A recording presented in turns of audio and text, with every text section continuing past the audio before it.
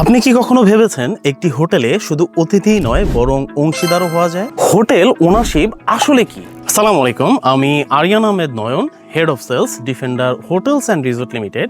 আজ আমরা খুব সহজ ভাষায় জানবো আসলে হোটেল ওনারশিপ কি। হোটেল ওনারশিপ হলো একটি আন্তর্জাতিকভাবে প্রচলিত বিনিয়োগ ধারণা যেখানে একজন ব্যক্তি একটি হোটেলের প্রকল্প নির্দিষ্ট মালিকানা গ্রহণ করে।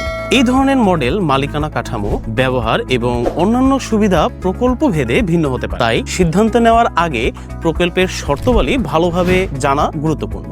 সহজভাবে বললে হোটেল ওনারশিপ মানে একটি হোটেল প্রকল্পে মালিকানা গ্রহণ করা যেখানে সাবকাবলার রেজিস্ট্রেশনের মাধ্যমে একটি নির্দিষ্ট প্রপার্টির পাশাপাশি বাৎসরিক second source of income generate হওয়ার সুযোগ থাকে।